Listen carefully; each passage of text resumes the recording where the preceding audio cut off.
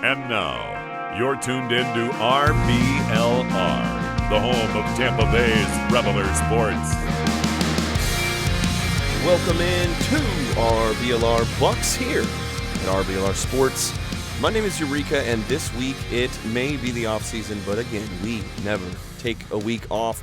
With me to discuss a little bit about all of the wonderful world of the Buccaneers is my main man, Mikey McFly. What's good, Mikey? What's up, brother? What's going on, Eureka, Musab, listeners? It's exciting to be here, man. It feels like football season is really kicking off right now. OTAs have started, so it's really fun time of the season. We get to see our players in practice, get to get all those notes about practice and who's performing. So excited to talk about all that fun stuff today. And of course, with us to talk about your pewter, your white, your red, your Bucs. That would be Musab. What's up, brother? What's going on, listeners? What's going on, Eureka and Mikey? Just like Mikey said, I'm real excited to be talking about some Tampa Bay football. I'm currently wearing my Mike Evans jersey right now, so Hey. I'll tell you this, I am. Yeah, I'm really excited. Man, I can almost feel the aura of the drip all the way over here. Let's get into the first little thing right now. As we're speaking, the Buccaneers are a couple days into their OTAs.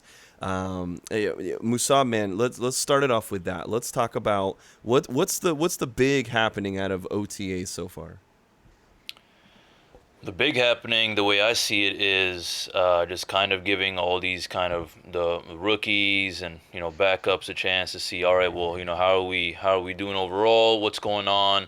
Who are the few players or so that are really kind of turning heads. So those are the things to look out for. But also just looking at, all right, well, what are kind of our returners doing, especially our starters. Looking at how what's going on with them, how they've been kind of treating this off season, whether that means through the Zoom meetings, through their kind of their virtual workouts, they send tape to the coaching staff, and even just kind of just participating with the rest of the guys, just seeing what kind of, I guess, energy are we kind of bringing back, being that we are the Super Bowl champions. I'm sure the coaching staff really just wants to see everyone kind of just ready to go full throttle this upcoming season. Yeah, man, looks like these guys are hitting the ground running, right? We got all our players back, all the starters, the entire roster pretty much is back, coaching staff, everybody. So it's awesome that we're starting OTAs and they don't have to plug in any new systems for these guys. There's no learning curve, right? So I'm really excited to see these guys hit the ground running. From what I'm hearing and seeing, it looks like Tom Brady and Chris Godwin have a major connection. They're continuing where they left off last year, and that is good and bad for the Bucs, right? Good because that means we're going to ball out this year. Brady and Godwin are going to stack up some yards, stack up some points. That's awesome. But Chris Godwin is also under contract for one more year, so the more they ball out, the more we're going to have to pay up in the future, but I guess we will cross that bridge when we get there. So everything I'm hearing, man, is awesome stuff. Defense looks like they're flying around, and they're getting a lot of guys involved. So I'm really excited about OTAs and continuing to see how these guys are performing, coming back from that Super Bowl victory, man. So a fun start so far to OTAs and into the season in general. Yeah, what have been the reports so far about Tom Brady's participation in OTAs? So I think initially they were trying to hold him back a little bit, keep him limited. And from what I'm hearing, he's begging the coaches to put him in more. So I think BA said that they had him play a few more series than they anticipated. Just because the GOAT wants to play, the GOAT gonna play, right? If he's asking for more reps, man, it's hard to say no to him. You gotta give him a little bit if he's asking for it. So yeah, man, I think the report is he's balling out. Him and Chris Godwin are balling out. The other guys are playing well as well. I think there's a lot of competition in the running back department. I think they're really focusing on some passes out of the backfield. I heard Rojo's has had better hands than he's had in the past, which is a good thing. and the competition between him and playoff Lenny is going to pick up here in these next couple of weeks. Yeah, and it's the first time we're seeing Brady over these last couple days, especially now that kind of things are trickling out that he's actually. This is the first time getting with the team post his little bit of minor surgery that he had right after the Super Bowl. Was there any reports? Did you guys get to see any video of how he looked on the field, or any reports of how he's doing, like Musab? I mean, reports-wise, a lot of people are just saying that, he's looking like, the same, at least, when it comes to, that like the day-to-day, when he's participating, it seems like, nothing really happened. And I'm sure, they're taking it easy, and I'm sure everyone is aware of, the situation, but, at least, what I've been kind of, looking up on and, watching and all that, based on what the players have been saying is, they're just treating as if kind of, nothing really happened. And, it's really, it's really interesting to see that, Brady was able to kind of fight through this past season. He's really special, and, he's someone who's locked in. So, whether he's getting a lot of reps in or not, I think it's just the fact that he brings a lot of value to these OTAs and mini camps, just training with all the guys, whether that be the starters or the rookies. So right now I'm sure they want to make sure he's taking it easy. He was he joined practice a little bit later than the other quarterbacks, just because they wanted to make sure he was all ready for training, but. Overall, though, I'm sure they're gonna make the right moves, and they're gonna play smart, and I'm sure Tom Brady's he's not just anyone. I think he knows exactly what he needs to do, and hopefully he doesn't just push himself a little too much. That's my only kind of little worries. I hope he just kind of gets a little too out of his comfort zone, but. We got a nice depth at least at the quarterback. So if anything does go down, I'm feeling optimistic that our backups will do good. But overall, though, nothing really bad. It's just that I think the only thing is Tom Brady is feeling that he really wants to focus on strength training, the other parts of the body, and just focusing on the other things as well. So it does create a little obstacle, knowing that he's still kind of recovering from the knee surgery. But overall, though, as of right now, everything's looking fine. Yeah, on that Brady note, I saw something that a defender during, I think it was 11 on 11s, a defender came in hot and actually ran into Brady and knocked him down. Yeah. And it didn't identify who the defender was, so I'm sure he would have got a lot of hate mail and some negative tweets. But imagine that guy, right, running into the GOAT.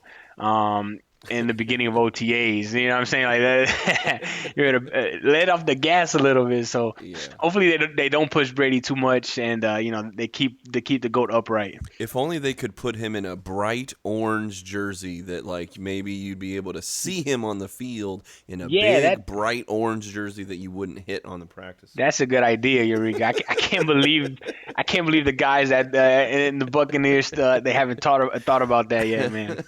Well, come on, Buccaneers. Get it together. Musab brought up a good point, and that's the depth of the quarterback room, and that's that's a question mark that what we've talked about that over the past few weeks about how close you are between having TB12 in the backfield and having a rookie like on the trash train, Kyle Trask.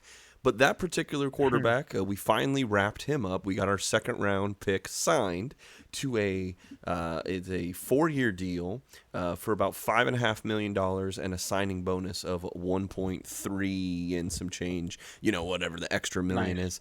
But basically, it's a for a quarterback that's very inexpensive, and you've at least got him wrapped up for 4 years to be under Tom Brady, to be under that Tom Brady tree.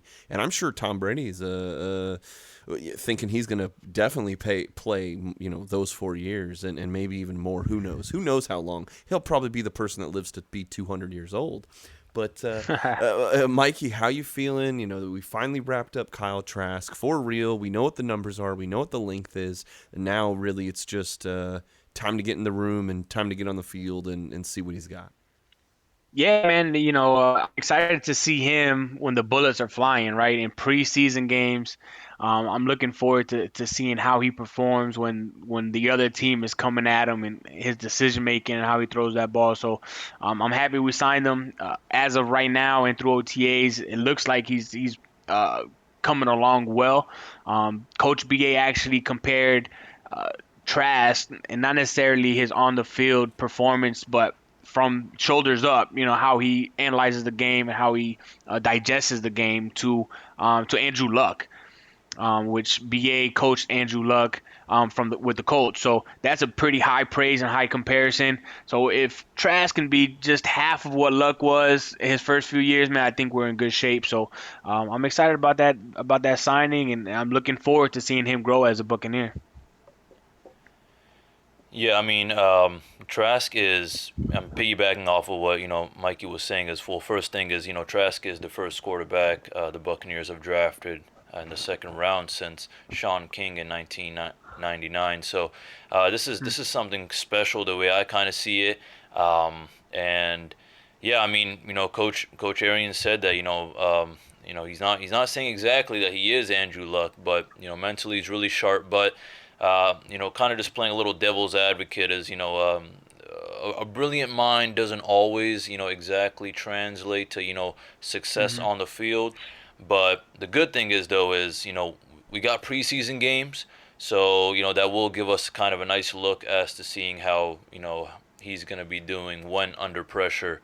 But overall, though, I mean, people... even the quarterback coach, Clyde Christensen, he said he was, someone like Trask is someone who energizes him.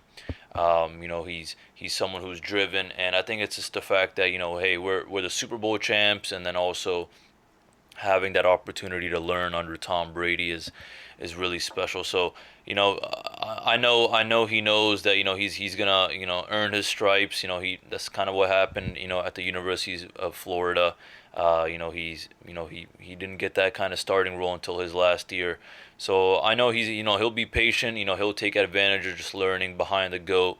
But the big thing is, though, is, he's receiving a lot of kind of first team reps, which is going to kind of give him that opportunity to, get the tools that he needs, in case he needs to step in if, disaster strikes, aka Tom Brady goes down.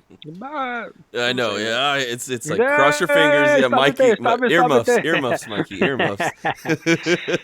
Well, I guess one good ray of hope to get Mikey back on a smiling and profiling over here is he no longer has to worry about Julio Jones twice a year. Hey, hallelujah, hallelujah. See ya.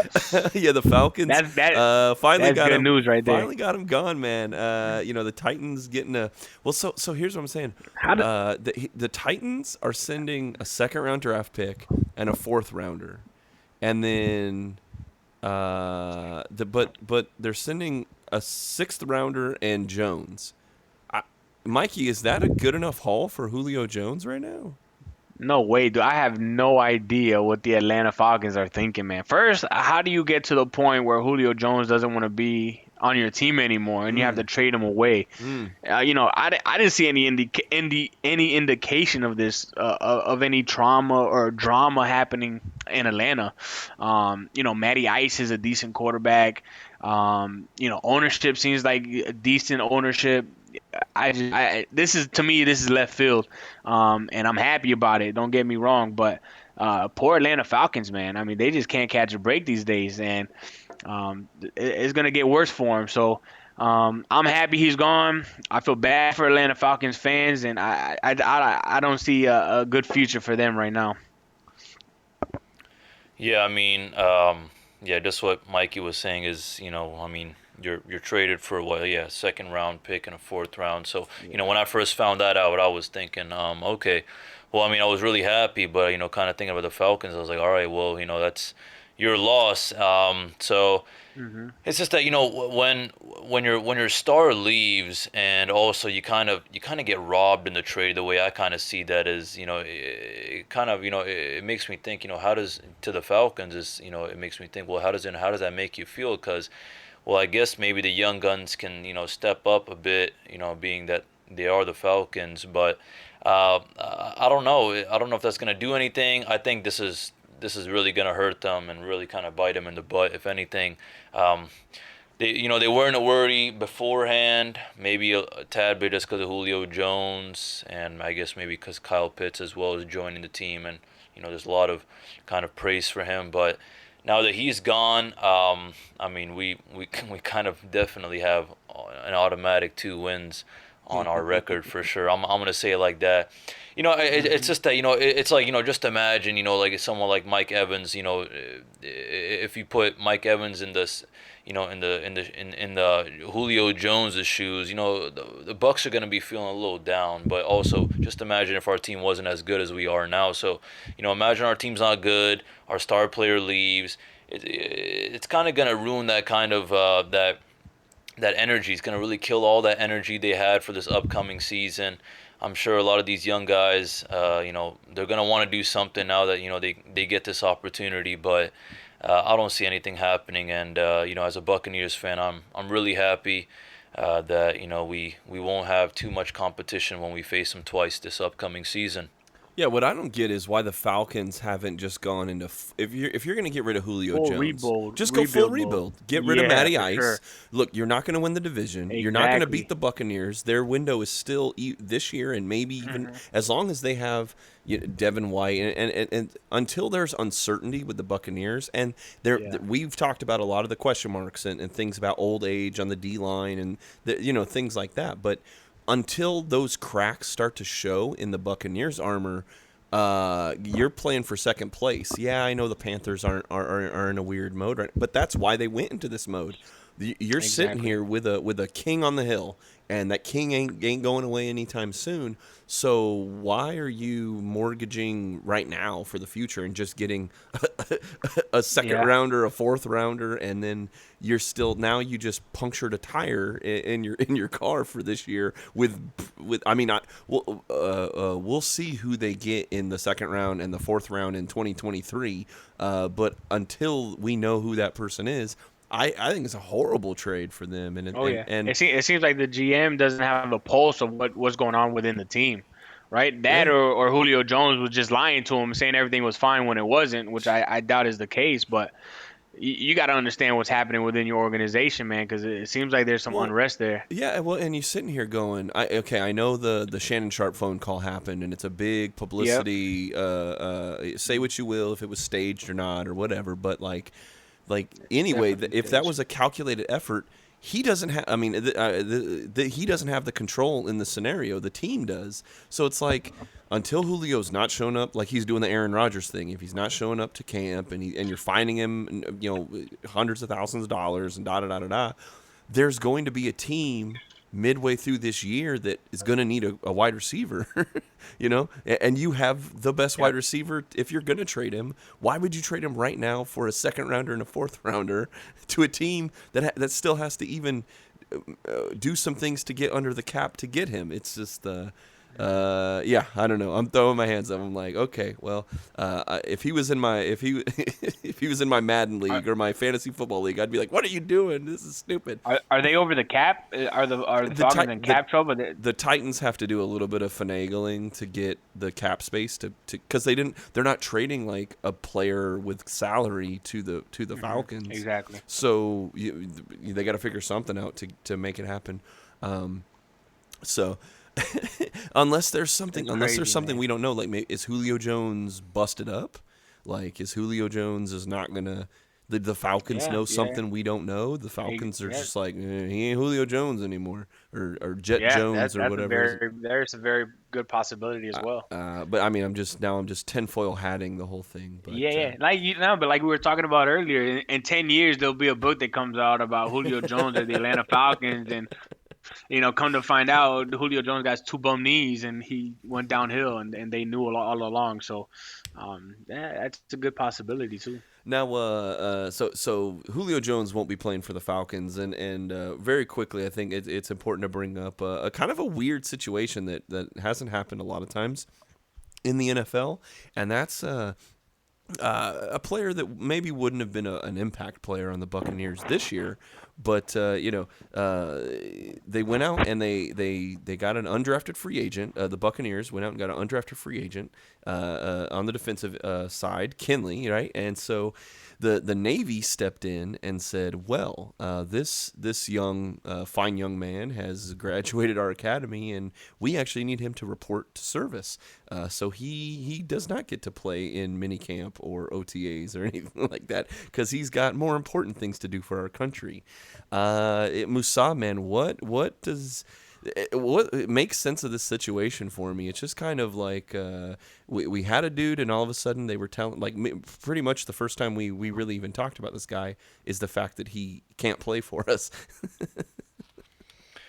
Yeah, I mean, this is a really, really interesting situation.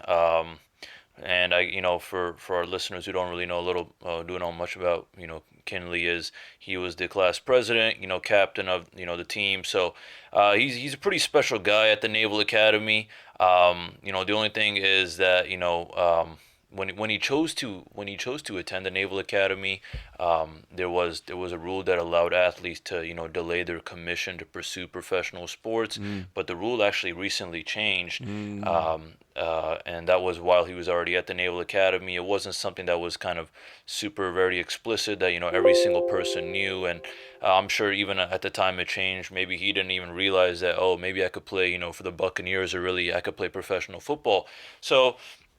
Some people are saying that he should be kind of grandfathered into the previous rule, but some people are saying hey, this is what he kind of signed up for. It's not like he was drafted. He's an undrafted free agent. There wasn't really the kind of no hope to making the team. So he applied for a waiver, didn't really get it. End of story. But the only kind of gray matter that I'm thinking about is why is this something why wasn't this something that was addressed prior to him even becoming an undrafted free agent? Why wasn't this something that was kind of how come no one really told him about this first? Said, hey, I'm looking to join the NFL. I want to play professional football. So I think it's also some other players from the military academies, they got their waiver, and they're able to delay their commission. But I guess this is maybe something kind of like with the Julio Jones situation. I'm sure there's things that we just don't know. I'm sure maybe the Naval Academy / Navy itself had plans for him, specifically just because he was a really special student. He just wasn't just any other student at the Naval Academy. It's a really special institution, and I'm sure they just invested a lot of time and money. They invested a lot of time and money with him. So. He's a special guy. Obviously, I can't say much about his actual performance. He did a good job at Navy, but Arians himself said, they love to have him because he showed promise, and there were signs when he was here with the Bucs. But if rules are rules, so Bruce Arians is kind of just letting the Navy take care of these kind of matters. But he said if the Navy decides that maybe they can kind of cut him some slack and delay the commission so he can kind of serve later and play now, that he has a spot on the roster for him. Not sure exactly what that would be meaning, but that's kind of really at the end of the story. That's really kind of it. It's an interesting kind of situation just because he's kind of just with his background and everything, and kind of just because we're not exactly too deep into the season, but we're pretty deep into the off season, and I just wish this was something that was addressed to him, and I wish kind of everyone knew about this, who needed to know about this beforehand. It's just interesting to see, right before minicamp, the Secretary of Navy kind of denies his request. Perhaps maybe he just sent in the request late. I'm not sure. So this is just something we're just gonna have to just maybe find out more information about. But that being said, I mean he'll probably just end up serving his time with the Navy as an officer, and maybe the Buccaneers will give him a chance to join the roster again once he's done. Yeah, I mean, there are very few things that are more important than playing football for the Tampa Bay Buccaneers, and I guess I would say serving our country is one of them. So, if he's not going to be playing for the Bucs and he's going to go serve as an officer in the Navy, that is a good thing for our country. So, I wish him nothing but the best. And I would say, I guess these guys need to read the fine print.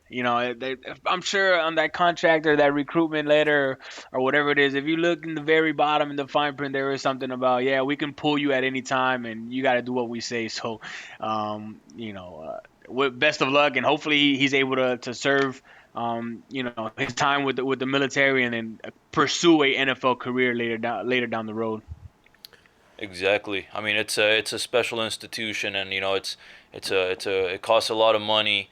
Well, I mean, obviously it's free for everyone there, but it's just that if you have to pay that money back, it is a lot of money. So that's why I think that they're kind of playing hardball with him and not allowing him to play. But yeah, I mean, definitely wish him the best, and hopefully if once he's done serving his time with the Navy, maybe we'll be able to give him a chance, or maybe some other NFL team will give him a chance. I don't know.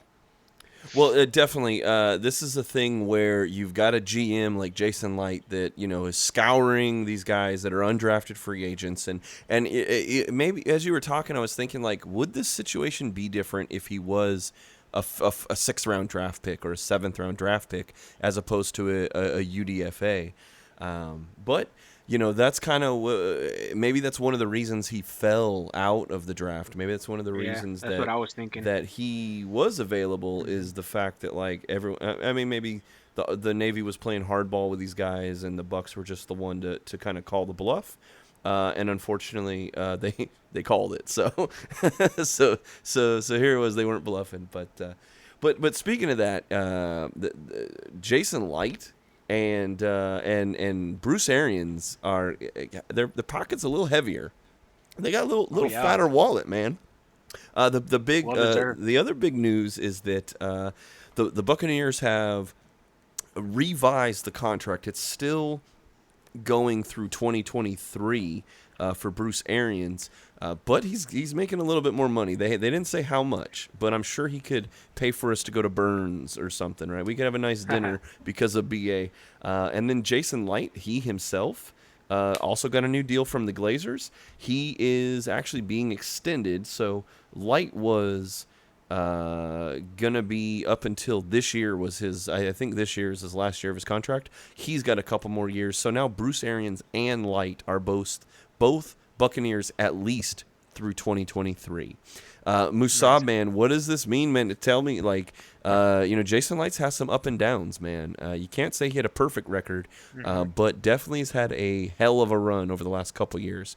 What has Jason Light meant to the Buccaneers? Do you agree that he should still be here for a little bit longer?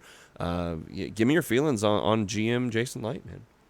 Yeah, I think the ups and downs is what makes a good GM. He's done a great job kind of building a roster that resulted in becoming a championship team, especially with those key signings last season, such as getting Tom Brady, Gronkowski, and even Leonard Fournette, among others. I mean, overall, I think he should, he earned it. I'm glad to have him, stay with us, that he'll be here with us for multiple years. Definitely well-deserved for sure. And, it seems like him and Coach Arians and the rest of the staff have been working well. And I'm sure, this is something that's just going to kind of motivate him and just motivate everyone else, kind of fire up everyone else that, everyone's kind of, winning this offseason. Actually, Bill Barnwell of ESPN actually rated the Tampa Bay Buccaneers overall as being the number one team to have the best NFL offseason, and that includes, everyone, whether that means the players, the coaches, just everything that's going on with the trades, the signings, returning everyone. So this is something special, and I'm glad Light was able to be kind of part of this special off season, being that he's going to be with us for many more years ahead. So I'm excited, and I think he knows what he needs to do. He's smart, and I think also because now we got Arians on deck now. He didn't have him before. He's been working with Arians now for now it's been 2 seasons. So I think things are kind of getting better. We're going uphill now, especially him. Things. I think he knows what he needs to do. So I'm happy. I really am. What about you? What do you think, Mikey? Yeah, man, I think this is awesome. I got to give major props to Team Glazier, right? It's very easy for ownership to jump ship, or move on from a GM and a coach when things aren't going as planned or as anticipated. Jason Light started with, who was it? Lovey Smith, Mm-hmm. right? Yep. Lovey Smith didn't work out. Mm-mm. Then it went to Dirk Cutter. Yep. Dirk Cutter didn't work out. Then we brought BA in. It's very rare that you have a GM that lasts through 3 coaches, right? Yeah. At any point there, the ownership could have been like, it's not working out. We got to move on. Yeah. And they did not. They stuck to the plan, and they saw potential in Jason Light, and I got to give them props first. And then after that, man, I think, like you said prior, Jason Light hasn't had a perfect record, No. but nobody has, right? He Of had course. some awesome drafts in the beginning, a few flops there in the middle. Who's that second round pick that he had a few years ago that just didn't work out for us? That you love to bring the up, Florida Eureka? State kicker. Was it a kicker in the second round? The most successful kicker in NCAA history, and he traded up in the second round to That get guy him. traded up in the second round. So if you go back to that time Yeah. period in Yeah. Buccaneer history, Yeah. he was a laughingstock. People wanted to Uh-huh. get rid of him at that point, Yep. and they didn't. So I'm very happy for him, very proud of him. I'm sure he is in ecstasy right now, just from where he began to the trials and tribulations that he's gone through to winning a Super Bowl championship, having the GOAT here, Yeah. bringing back all the players and starters from last year's championship team. I'm very happy for Glazers, for Jason Light, and for Tampa Bay Buccaneer fans all across the nation, man. So I think this is an awesome signing, and I'm happy for BA too, man. Jason Light had like we said, Dirk Cutter and Lovey Smith as their coaches, and those didn't work out. But it seems like third time is the charm, and the relationship that he has with BA and BA's coaching style meshes well with how he drafts and how he recruits free agents. So we kept the band together with the players, and now we're keeping the band together internally with the office.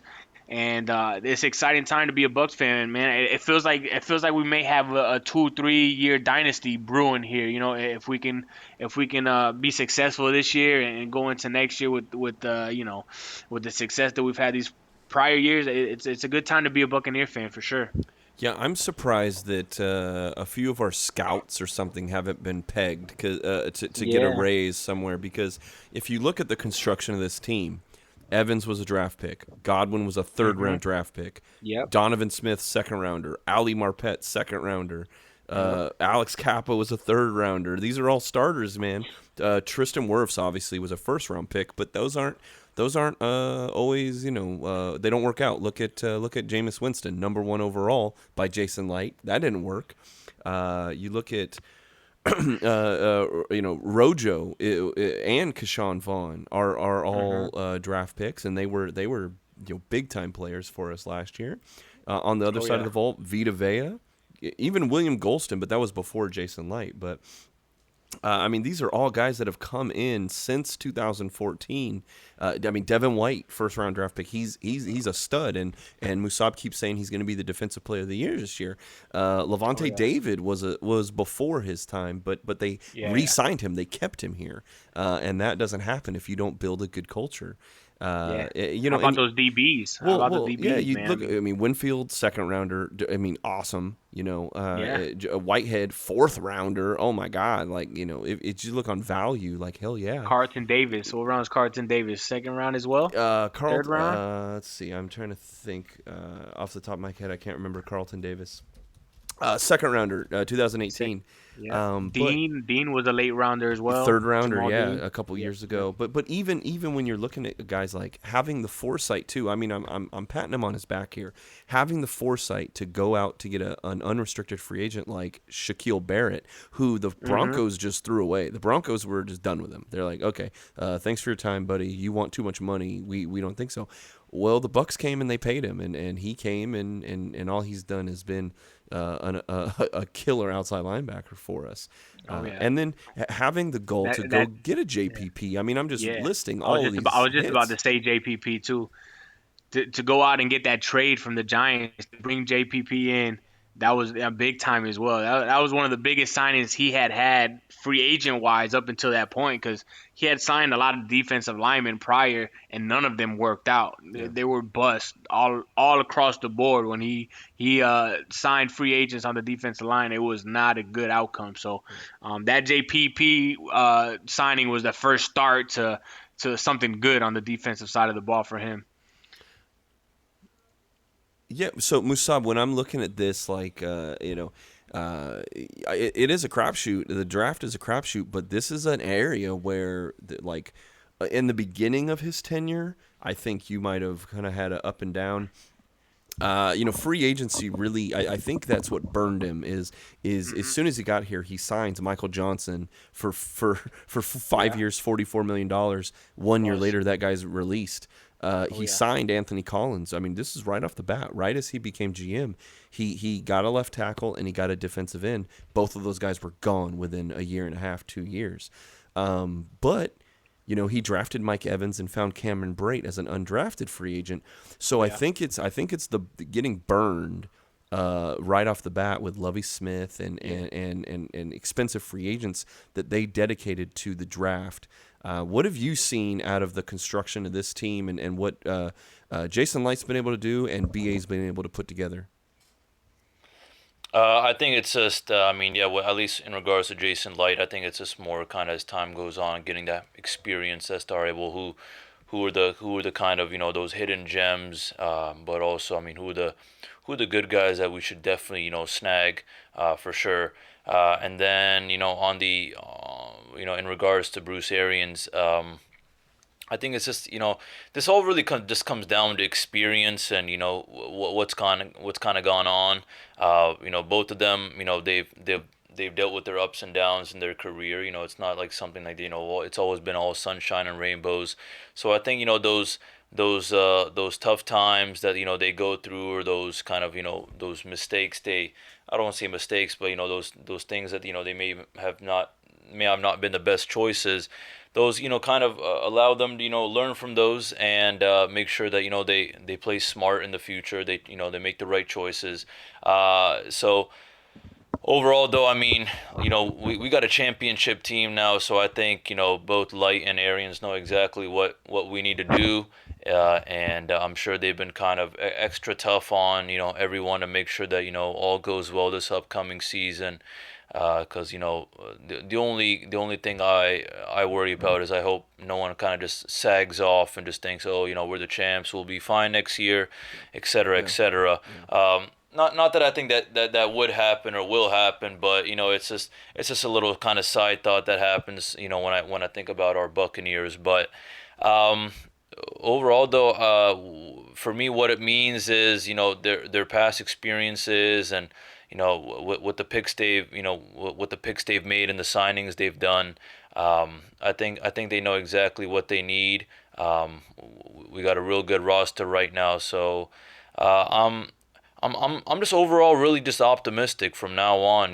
These next few years, I'm really optimistic that we'll continue to do well. Obviously, I don't think everything is gonna be all perfect and sunshine and rainbows, but I think overall everything is gonna go well. And I want to know, Mikey, what do you think? Yeah, I mean, I think we're going to repeat and we're going to be Super Bowl champions again. Let's just keep it simple. You don't think? You don't say. You don't say. No, yeah. But going back to Light real quick, we were talking about he had a lot of successes and a lot of flops. Yeah. The one thing that I would give him props on is the fact that when he signs a player that isn't performing up to his standards, he doesn't hold on to that player because he picked them or he drafted them. when he realizes that it's not going how it's supposed to, he cuts him. He moves on from that player and he keeps it moving. So a lot of GMs would be like, man, I signed this player, I recruited this player, whatever the case is. My reputation is on the line. I gotta I'm gonna ride this guy out until the wheels fall off. And Jason Light doesn't do that. He'll bring a guy in. If it's not working out, he'll move on. So I think that has benefited him and was able, has been part of the reason why he was able to keep his job. If you see a guy that realizes his mistakes and his weaknesses and moves on from them, and strategizes and find new ways to improve those areas, you got to give him props for that. So I think that's a big benefit to Jason Light that I wanted to point out real quick. Yeah, well, and him and Light having a little bit of connection from their Arizona time, like. Light now knows that BA's got that same mentality. I mean, we talked about that little story about Leonard Fournette towards the end of last year. Oh, yeah. I love that story. Where BA was, pretty much cut the ultimatum, like, hey, do you want to be here? Because if you don't have to be, Yep. I'm sure Jason Light can find someone to put a helmet and pads on real quick. So, sure. Well, Mikey, as we wrap up, man, I guess I'll ask you final thoughts for you before we get out of here, boss.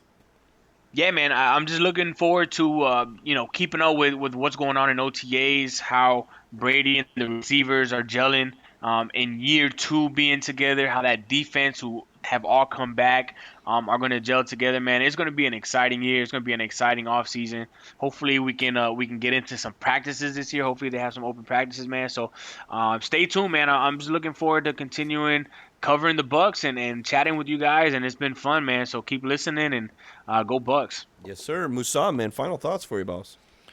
Final thoughts are, just kind of what Mikey was saying. I'm really excited to just kind of, stay updated on what's going on with the off season, mini camp and, just overall, practices with the Buccaneers. Just, hearing a lot of good things, and I hope to only hear good things in the future. I just hope that, everyone's kind of just going ready to go full throttle for this upcoming season. I got a lot of high hopes for a lot of these players. You said it yourself, Eureka. I really do got my money on Devin White getting Defensive Player of the Year. Yeah.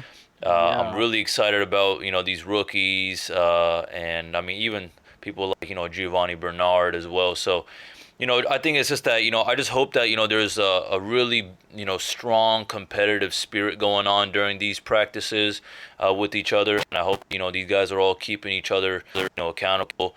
And, they're kind of letting the rookies and the young guys, even the young backups know that, hey, we're going back to back for sure.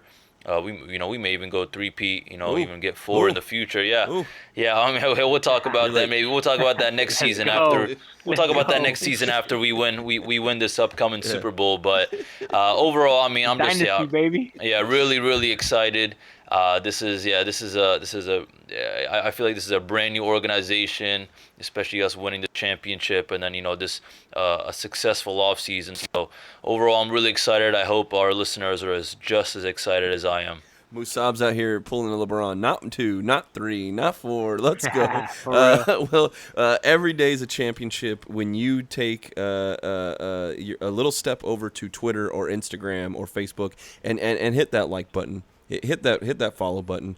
We are on all forms of social media where we post score updates. We post our podcasts as they get released. We post a lot of cool stuff. So if you can do that, the other thing is what helps us, something that is absolutely free that you can do to help us out, and that is like and subscribe on whatever platform you are listening to right now. If you're on iHeartRadio, if you're on YouTube, if you're on Apple Pod, Spotify, you name it, just hit that little follow button, hit that little subscribe button, and that way you get these downloaded to your device immediately. So that's all I can say, guys. As we move along, man, it's all good. Fatter pockets for the coach, fatter pockets for the GM. Why? Because we have a trophy case that has another Lombardi inside of it. So as we move on to this year, we will have all the coverage for you guys. So for Musab, for Mikey, my name is Eureka. We are RBLR Bucs here at RBLR Sports. And the last thing we can say is thank you for your time. Thank you for that like and subscription. We will see you next week, and go Bucs. Go Bucs. Go Bucs. Thank you for tuning into this presentation by RBLR Sports. On your way out of the stadium, please remember to like and subscribe.